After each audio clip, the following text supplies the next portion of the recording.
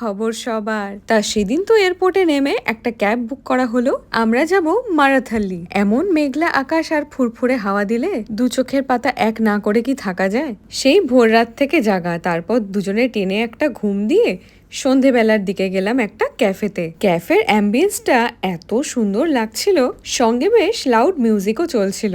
তারপর আমরা অর্ডার দিলাম একটা ভার্জিন মোহিতো। ভার্জিন মহিতো একটু মিন্ট টিপ লিপ টিপ দেবে। তুই খেয়ে দেখ না, একটু ফ্লেভারড বোধ হয়। কি বড় করে জিরাফের মতো ঘাড় বেঁকিয়ে খেতে হচ্ছে। পোষালো না? ভালো খেতে না। এখানে ভার্জিন মোহিতোর যে ফ্লেভারটা ব্যবহার করা হয়েছিল সেইটা শুভেন্দুর খুব একটা পছন্দ হয়নি। যাই হোক, কি আর করা যাবে, তো আমরা এখানে কনসেন্ট্রেট করলাম হোয়াইট সস পাস্তায়। এটা আহামরি কিছুই না, একেবারে বেসিক হোয়াইট সস পাস্তা। তবে ব্যাঙ্গালোরের যা সুন্দর ওয়েদার, তাতে এই গরম গরম পাস্তা খেতে বেশ ভালো লাগছিল। তবে খাওয়া দাওয়া এখানেই শেষ নয়, এরপর অর্ডার করা হয়েছিল চিকেন টিক্কা পিৎজা।